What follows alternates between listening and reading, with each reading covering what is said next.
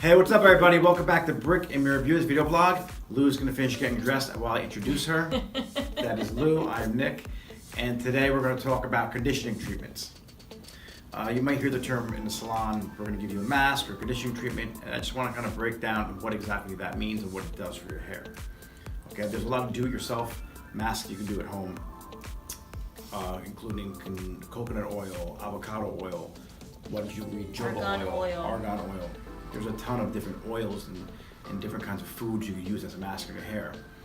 But to be honest with you, the ones you get from the salon are gonna smell a lot better and be a lot easier to apply, okay? And the reason why you would need a mask is either you're over-styling your hair, you're over-processing your hair, you're in the sun too much, you're in the pool too much, okay? There's a few reasons why you'd wanna use a conditioner mask to add that moisture back into your hair. So a little breakdown of the hair strand itself. There are 3 layers to the hair. Lou, do you remember what they are from hair school? The cuticle. Cuticle, cortex, and medulla. The medulla you don't have to worry about. Not everyone has the medulla in their hair strand, but the 2 you really have to worry about is your cuticle layer and your cortex layer.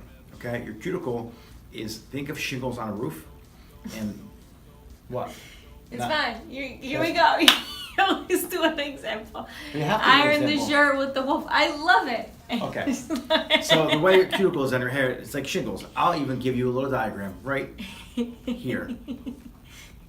Okay, and these cuticles open up and close, okay, to either allow color in or color out. Heat will do that. Peroxide does that, or ammonia. Now what it does is it opens it up and lets color drive into your cortex or whatever you're trying to apply into the hair. Now the cortex, the second layer of your hair, do you know what that does or no? I do. What to do? I don't know. I do, but I don't. I'm Okay. lost. It's like a sponge. So that's, Oh yeah, it that's where sucks that's everything where in. your color is located in your hair, and that's also where your moisture is located in your hair. So the problem is when you over process your hair, you over style your hair, you begin to take away those shingles, that cuticle layer, and you're exposing that spongy layer of your hair. Now, what that does is lets moisture kind of seep out. That's why your color's fading really quick. That's why your hair feels dry. That's why your hair looks frizzy. So if you're doing these do-it-yourself masks at home with coconut oil and avocado oil, okay, and you're just putting it in your hair and letting it sit, you're not going to get a good result from that. You want to get a plastic cap like this. What? Phil's packing my junk. Why did you come up with that? I know it's there for a reason. Yeah, I was trying to blow myself up to look bigger. You get them anywhere, like Sally's, the food. Where you get these? Anywhere, even a plastic bag is fine. Harmon's. Do not use a plastic bag that has like a label on it, because if you're heating it up and you have blonde hair, that ink might melt from the heat, and then you're gonna get a stamp with whatever store it is that you use that bag from. So a clear plastic bag or a shower cap works the best for the heat.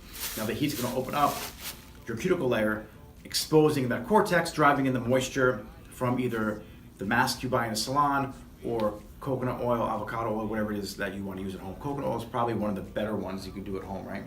Oh, and argan oil, Argan and then oil's they great. have, what was that one? Castor oil, jojoba oil. Castor oil. But the thing with Yeah. coconut oil, it has I think 13 grams of protein in a serving. So that's a lot of protein you're going to be able to replenish the hair with. One thing you don't want to do is do what, Lou?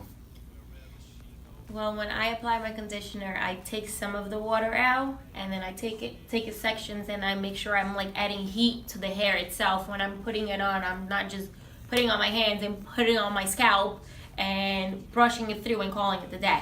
Like you have to make sure you massage it, you work it through it, you add some heat to the hair strength, and you open it up, the cuticle, right?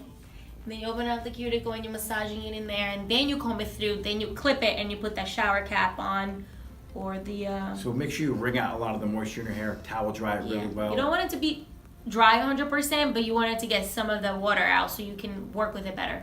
Yeah, so the more water you get out of your hair, the more room you have to add in the conditioner. Yeah. And the one thing you don't want to do though is do this every single day or too often, because you can over-protonize your hair.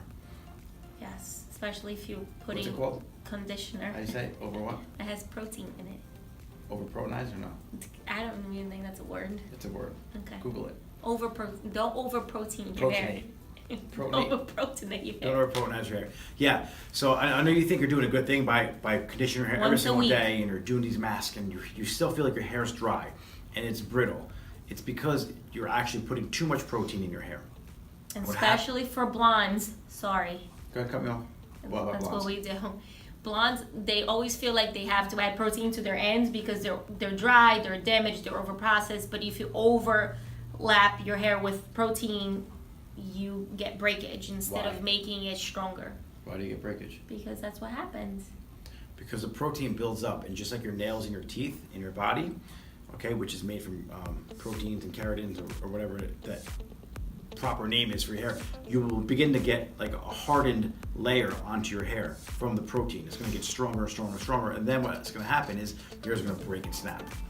So, like everything else in your life, you need balance. Okay, so don't be conditioning it with these crazy protein-based conditioning masks or coconut oils. If you feel like your hair is dry, then use a mask that's meant for moisture, not reconstruction. All right, you're gonna have 3 types of masks. You're gonna have one for obviously reconstruction. That's your protein, any kind of like reconditioning of your hair type of mask. Use that once a week. Okay, no more than once a week, maybe every other week, unless your hair is really shot. Okay, then you have your dry masks that are just gonna add moisture into your hair.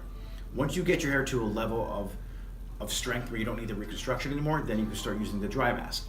Now, once you get to the point where your hair is nice and full of moisture, it's healthy, it's got balance, then you go to a shine mask, because you have the moisture and you got the protein already in your hair, so you don't want to keep on adding that stuff, because then you're going to weigh your hair down, it's going to seem greasy, or you're going to over-protonize it and it's going to break.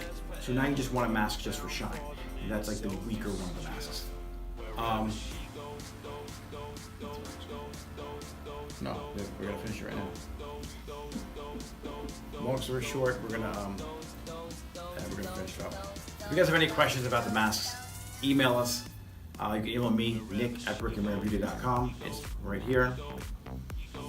Or you can contact Lou at Hair by Lou 26. on what? Up here.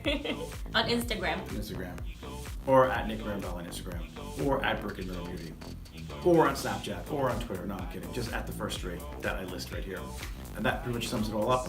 You learned a little something about hair masks and why you need them and how to use them and whatnot. We're probably running on like 15 minutes now of this video. You'll probably turn this off. But if you're still watching this video, hit subscribe and wait till next week. All right,